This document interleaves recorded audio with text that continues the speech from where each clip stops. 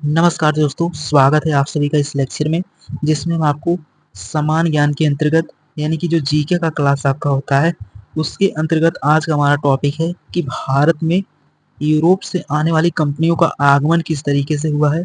इनके बारे में क्वेश्चंस रहेंगे जो बहुत ही इंपॉर्टेंट है। आप लोगों के प्रीवियस ईयर एग्जाम में आए हुए क्वेश्चन है। क्वेश्चन के साथ उनके इम्पोर्टेंट पॉइंट के बारे में भी आपको डिटेल में डिस्कस करेंगे और क्वेश्चन वही है जो आप लोगों के एग्जाम में इससे प्रीवियस आ चुके हैं, तो उन्हीं क्वेश्चन के बारे में आपको प्रॉपर देखने को मिलेगा। फोकस अपना सामने रखना। अगर कोई भी डाउट हो तो कमेंट बॉक्स में मेंशन कर सकते हैं और क्लास को पूरा फोकस से देखना। अंत तक देखेंगे तो हर क्वेश्चन को और हर टॉपिक आपका क्लियर हो जाएगा। बहुत इंपॉर्टेंट है। तो शुरू करते हैं आज का। किस तरीके के क्वेश्चन आते हैं आप लोगों के एग्जाम में, उनके बारे में आपको प्रॉपर एक्सप्लेन करते हैं। तो आपके जो एग्जाम में क्वेश्चंस बनते हैं, चाहे वो आपका एसएससी का हो या रेलवे का हो या किसी और एग्जाम में जब देखते हैं, तो उसमें जो क्वेश्चन आते हैं उसी तरीके के क्वेश्चन हैं। तो इनके बारे में आपको प्रॉपर पहले देखना होगा और समझना होगा, क्योंकि समझ कर जब करेंगे तभी क्वेश्चन आपका सही होता है। आप देखते ही रॉन्ग कर देंगे तो वो सही नहीं होगा। इसलिए पहले आप उसको समझ लेना, उसके बाद ही आप उसको टिक करना चाहिए। तो उसी तरीके के क्वेश्चंस हैं, इनके बारे में आपको प्रॉपर एक्सप्लेन करते हैं। फोकस सामने रखना, बहुत ईजिली इन क्वेश्चन को कर पाएंगे और बहुत इंपॉर्टेंट है टॉपिक।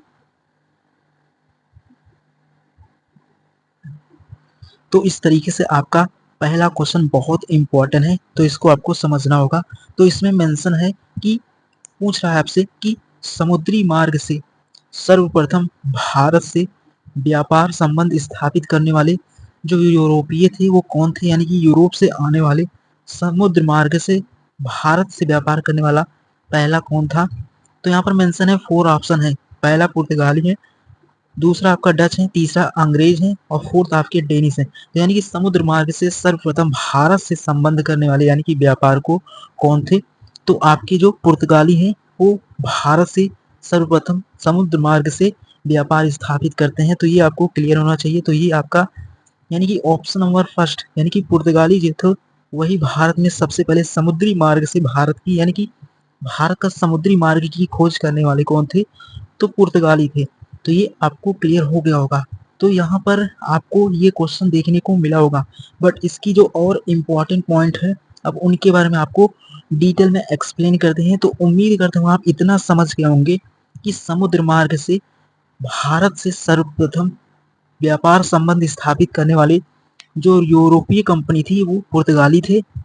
तो भारत में तो पहले पुर्तगाली आते हैं और इसके और इम्पोर्टेंट पॉइंट आपको समझने होंगे। तो अब उनके बारे में आपको डिटेल में एक्सप्लेन करते हैं।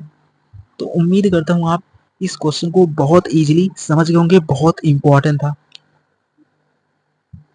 सबसे पहले आने वाला जो था वो वास्को डिगामा था, और वास्को डिगामा जो आता है वो कब आता है, वो आता है 20 मई 1498 को। तो यानी कि वास्को डिगामा भारत में आने वाला पहला यूरोपीय था जो पुर्तगाल से आता है। और भारत में कब आता है, तो 20 मई 1498 को आता है पहली बार। और भारत में वास्को डिगामा जो आने का क्रम है वो 3 बार आता है। एक पहला आता है वो 20 मई 1498 को, और उसके बाद सेकंड बार आता है 1502 में, और तीसरी बार आता है 1524 में। तो यहाँ पर प्रॉपर हमने मेंशन किया है ताकि आपको एक आइडिया लग जाए, क्योंकि क्वेश्चन के साथ ये भी आपको प्रॉपर एक्सप्लेन करेंगे ताकि आपको क्वेश्चन इसलिए है ताकि आपको क्लियर हो जाए कि इस तरीके से क्वेश्चन आप लोगों के एग्जाम में बनते हैं। बाकी आपको प्रॉपर उसके बारे में एक्सप्लेनेशन भी मिलेगा। तो इस तरीके से आपको बहुत इजीली हर एक टॉपिक आपका क्लियर होता जाएगा। तो उम्मीद करता हूँ आप यहाँ तक बहुत इजीली समझ गए होंगे। तो इस प्रकार से जो पुर्तगाल से आने वाला पहला यूरोपीय था वो वास्को डिगामा था, जो एक व्यापारी था। तो इसके बारे में यहाँ पर प्रॉपर मेंशन है कि वास्को डिगामा जो है वो इंडिया यानी कि भारत में 3 बार आता है। 1498 में आता है, 1502 में आता है और 1524 में आता है। तो ये पॉइंट आपको क्लियर होना था। और यहाँ पर ये भी पॉइंट मेंशन है कि वास्को डिगामा जो आता है पहली बार 20 मई 1498 को, तो भारत से जब व्यापार करता है यानी कि किसके लिए आता है व्यापार करने, तो यूरोप में जो था, जैसे हमारे यहाँ हर समय यानी कि जो रेनफॉल होता है यानी कि वर्षा होती है, तो यूरोप में जो होता है वहाँ पर स्नोफॉल होता है यानी कि बर्फबारी होती थी। जिसके कारण वहाँ की जमीनों पर बर्फ जम जाता था। तो बर्फ जमने के कारण वहाँ पर किसी भी तरीके से फसल को वो लोग नहीं उगा पाते थे और जीवित रहने के लिए उनको भोजन चाहिए, क्योंकि भोजन उनके पास तब लिमिटेड था, क्योंकि मांस खाकर ही वो जीवित रहते थे। तो अपना जीवन यापन करने के लिए वो इंडिया यानी कि भारत से मसालों का व्यापार करना चाहते थे। लेकिन वो मसालों का व्यापार करने के लिए फिर क्या करते हैं, भारत के समुद्री मार्ग को खोजते हैं। और भारत के समुद्री मार्ग को खोजने वाला पहला व्यापारी आपका वास्को डी गामा था, जो पुर्तगाल से निकलता है, केप ऑफ गुड होप होते हुए भारत के समुद्री मार्ग को खोजता है। और वास्को डी गामा भारत में आने वाला पहला क्या था, व्यापारी था, जो पहली बार में 60 गुना लाभ कमाया था। तो भारत में वो कितनी बार आता है, तो 3 बार आता है। ये भी क्वेश्चन बन सकता है आप लोगों के एग्जाम में, कब कब आता है। तो पहली बार आता है 20 मई 1498 को, और दूसरी बार आता है 1502 में, और तीसरी बार आता है 1524 में।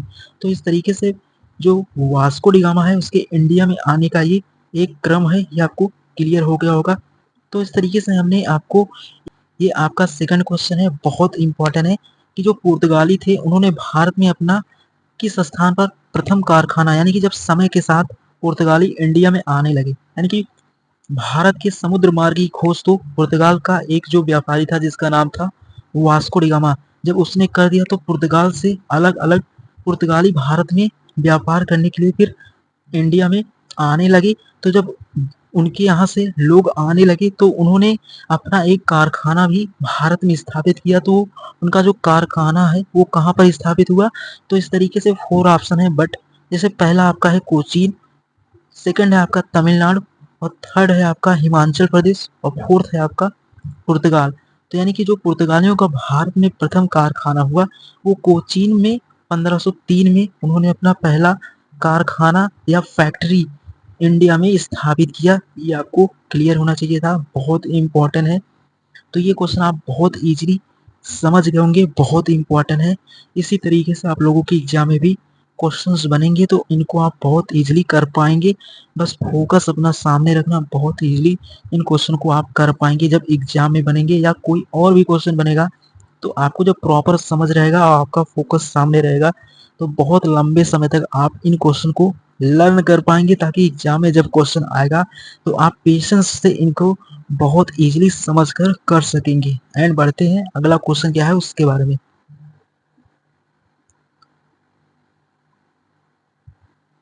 एंड ये भी क्वेश्चन आपका बहुत इंपॉर्टेंट है, जो बहुत इंपॉर्टेंट है, क्योंकि जो पुर्तगालियों का भारत में प्रथम गवर्नर कौन हुआ। तो यानी कि ये क्वेश्चन आपका सीधा एग्जाम में पूछेगा कि जो भारत में पुर्तगालियों का पहला गवर्नर हुआ वो कौन है। तो 4 ऑप्शन है, एक पहला आपका है अल्मीडा, सेकंड है आयरकूट, और थर्ड है आपका इस्माइल आदिल शाह, और फोर्थ है आपका यूसुफ आदिल शाह। तो यानी कि जो पुर्तगालियों का भारत में प्रथम गवर्नर हुआ वो है आपका अल्मीडा, ये आपको क्लियर होना चाहिए। तो अल्मीडा जो है वो भारत में पुर्तगालियों का पहला क्या हुआ, एक गवर्नर हुआ, क्योंकि जो वास्को डी गामा था वो भारत में आने वाला पहला व्यापारी था। ये आपको क्लियर होना चाहिए, क्योंकि आपको ये क्लियर रहेगा तब आप एग्जाम में बनने वाले क्वेश्चन को बहुत इजीली कर पाएंगे। नहीं तो बहुत से स्टूडेंट वास्को डी गामा को ही समझ पाते हैं कि वो ही भारत में आने वाला पुर्तगालियों का प्रथम गवर्नर था। तो गवर्नर नहीं था, वो केवल व्यापार करने के लिए इंडिया में आया था। लेकिन समय के साथ जब अलग अलग पुर्तगाली इंडिया में व्यापार करने के लिए आएंगे तो उनका एक गवर्नर भी होगा। जिस तरीके से उन्होंने अपनी फैक्ट्री को स्थापित किया उसी तरीके से उन्होंने अपना एक समय के साथ जब वो आने लगे तो उनका एक गवर्नर हो गया। तो वो गवर्नर कौन था, तो अल्मीडा। और अल्मीडा फेमस है अपनी एक नीति के लिए जिसका नाम क्या है, तो वो है ब्लू वाटर पॉलिसी। यानी कि अल्मीडा ने एक पॉलिसी शुरू किया था, वो किस लिए शुरू करता है, अब इस पॉलिसी के बारे में आपको प्रॉपर समझना होगा। और अल्मीडा ने क्या क्या किया था इसके बारे में आपको बहुत इजीली समझना होगा, क्योंकि यहाँ से क्वेश्चन सीधा बनेंगे। तो उम्मीद करता हूँ आप ये समझ गए होंगे कि पुर्तगालियों का भारत में जो प्रथम गवर्नर हुआ था वो अल्मीडा हुआ था। अब इसके बारे में प्रॉपर आपको तो बात कर लेते हैं। अल्मीडा ने जो पुर्तगालियों का प्रथम गवर्नर होता था उसने क्या क्या नीतियां अपनाई थी उनके बारे में आपको मेंशन है कि अल्मीडा ने नीति शुरू किया था ब्लू वाटर पॉलिसी, जिसे हम शांत जल की नीति भी कहते हैं। यानी कि इस तरीके से उसने नीति शुरू की थी। वो किसके लिए शुरू किया था? तो अल्मीडा ने जो इस नीति को शुरू करने का उसका उद्देश्य क्या था, ये आपको क्लियर होना चाहिए, बहुत इंपॉर्टेंट है। तो यानी कि इस नीति को शुरू करने का उसका यही एक उद्देश्य था कि शांत जल की नीति का उद्देश्य था कि जो हिंद महासागर में अन्य देशों को भारत में ना आने दे। यानी कि जो पुर्तगाली लोग थे वो चाहते थे कि वो ही इंडिया से केवल व्यापार करें, ताकि वो यहाँ के मसालों को यूरोप में बहुत ही आसानी से उनको बेच सके और अधिक लाभ कमा सके, ये उनका उद्देश्य था। तो इस तरीके से अल्मीडा ने अपनी नीति को शुरू किया था, ताकि वो चाह रहा था कि जो शांत जल की नीति का उद्देश्य था कि हिंद महासागर में अन्य देश को भारत न आने दे। यानी कि जो हिंद महासागर में उसने एक नेवल फोर्स का क्या किया था, निर्माण किया था। उसी को ही हम ब्लू वाटर पॉलिसी कहते हैं या शांत जल की नीति। और यह नीति कुछ दिनों तक उसकी थी। जैसे जैसे समय के साथ और यूरोपीय भारत में आने लगे, तो इस नीति को उसने, यानी कि वो लोग लड़कर इस नीति को समाप्त कर दिया था। लेकिन कुछ दिनों तक ब्लू वाटर पॉलिसी को अल्मीडा ने बहुत ही आसानी से उसको मैनेज किया था। यानी कि उसको उसकी नीति ये चल रही थी, क्योंकि जो अन्य देश के लोग हैं उनको भारत में नहीं आने दे रहा था। तो लेकिन समय के साथ इस नीति को समाप्त कर उठा, क्योंकि और जो यूरोप से आने वाले लोग थे, जैसे डच आते हैं, उसके बाद अंग्रेज आते हैं, तो समय के साथ जब आएंगे तो इस नीति को समाप्त करेंगे तभी आ पाएंगे। तो ये इसकी नीति ज़्यादा दिनों तक नहीं चलती है, क्योंकि पुर्तगालियों के बाद भी इंडिया में आते हैं। वो कौन होते हैं? तो वो थे आपके जो आने वाले होते हैं वो डच होते हैं। तो उनके बारे में भी आपको डिटेल में एक्सप्लेन करेंगे, बट आपको इसकी नीति के बारे में प्रॉपर समझ हो गया होगा। एंड बढ़ते हैं अगला क्वेश्चन क्या है उसके बारे में। तो उम्मीद करता हूँ आप अल्मीडा की नीति को बहुत इजीली समझ गए होंगे, बहुत ही इंपॉर्टेंट था। बढ़ते हैं, 20 मई 1498 को आया था, ये आपको क्लियर होना चाहिए, बहुत इंपॉर्टेंट है।